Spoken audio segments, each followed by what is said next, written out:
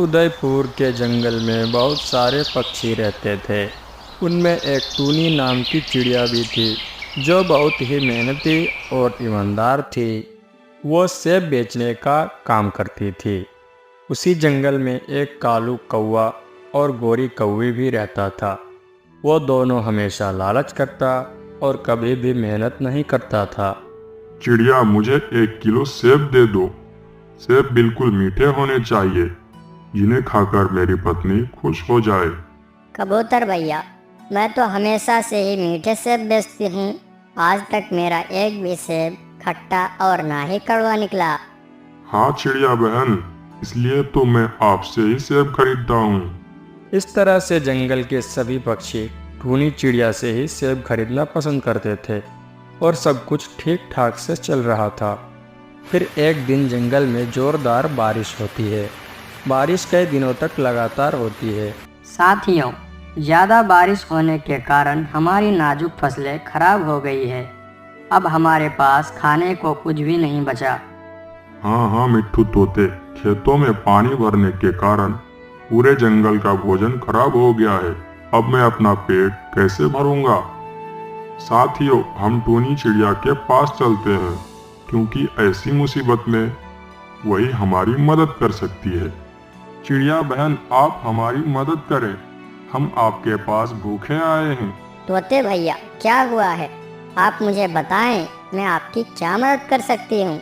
चिड़िया बहन, हमारे पास खाने को कुछ भी नहीं बचा। इस तेज बारिश में सब नष्ट हो गया और हमारे बच्चे भूखे हैं। हाँ हाँ चिड़िया, आपके सेब के बाग को तो कुछ नहीं हुआ, तो इस मुसीबत के समय आप ही हमारी कुछ मदद करें। साथियों, यह तो बहुत दुख की बात है। आप सबकी फसल पानी में खराब हो गई, पर आप सब चिंता ना करें। तब तक आप मेरे बाग से सेब खा सकते हैं। चिड़िया बहन, आपका बहुत बहुत धन्यवाद। हमें पता था कि आप हमारी मदद जरूर करोगी, तभी तो हम आपके पास आए हैं। दोस्तों, अब चलो सेब लेने चले। मैंने कल से कुछ भी नहीं खाया है। चिड़िया बहन, आप भी हमारे साथ चलें। नहीं नहीं तोते भैया, आप सब चले जाएं और अपने परिवार के लिए सेब लेकर जाएं। चिड़िया से बातें करने के बाद वो सभी पक्षी सेब के बाग पर चले जाते हैं और सेब तोड़ने लगते हैं। दोस्तों, चिड़िया जैसा पक्षी तो कोई दूसरा हमारे जंगल में है ही नहीं। सिर्फ एक चिड़िया ही है जो हमेशा दूसरों की मदद करती है। हाँ हाँ कबूतर भाई, आपने बिल्कुल सही कहा। अगर कोई दूसरा पक्षी होता तो कभी भी अपना सेब हमें खाने नहीं देता। फिर वह तीनों सेब लेकर अपने अपने घर चले जाते हैं।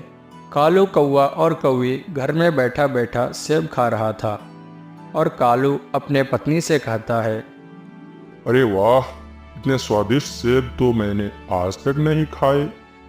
वो टूनी चिड़िया तो पेट भर भर कर खाती होगी। खुद का बाग जो है, अब हम दोनों को भी कुछ दिनों के लिए सेब खाने को मिलेंगे। उस दिन के बाद जंगल के सारे पक्षी टूनी चिड़िया के बाग पर जाते हैं और मीठे मीठे सेब खाते और घर के लिए भी तोड़ कर लाते। ऐसे ही कुछ समय गुजर जाता है। साथियों, अब हमें टूनी चिड़िया के बाग से सेब नहीं खाने चाहिए। हमें अपने खेती बाड़ी पर भी ध्यान देना चाहिए, क्योंकि अब हमारे खेतों से सारा जमा पानी निकल चुका है। हाँ हाँ दोस्तों, चिड़िया ने हमारी बहुत मदद की है। अब हम उसके बाग से एक भी सेब नहीं तोड़ेंगे। फिर कालू कौवा कहता है, अरे कबूतर मिट्ठू तोते, बस आज और खाने दो चिड़िया के सेब। फिर कल से सेबों को हाथ भी नहीं लगाएंगे। ठीक है कालू कौवे, सिर्फ आज के लिए हम चिड़िया के सेब खा सकते हैं। फिर उसके बाद सब अपने अपने भोजन का इंतजाम कर लेना। हाँ हाँ, मैं तो अपने भोजन का इंतजाम आज ही कर लूंगा। फिर मुझे किसी की क्या जरूरत। कालू भैया किस सोच में खो गए? बाग से सेब नहीं तोड़ने। आप दोनों बाग जाकर सेब खा ले, मुझे कुछ जरूरी काम याद आ गया है। पहले मैं वो काम कर लेता हूँ, बाद में मैं सेब ले आऊंगा। यह कहकर कालू कौवा वहां से चला जाता है। तोता और कबूतर सेबों के बाग पर चले जाते हैं। वहाँ टूनी चिड़िया अपने पेड़ों की देखभाल कर रही थी। इसी ने सेबों के साथ साथ टहनियों को भी तोड़ दिया है। बेचारे पेड़ को कितना दर्द हुआ होगा। मैं दवा लाकर अभी लगा देती हूँ। चिड़िया बहन माफ करना, किसी से गलती से टहनी टूट गई होगी, उसकी तरफ से मैं आपसे माफी मांगता हूँ। कबूतर भैया, आप क्यों माफी मांगते हो?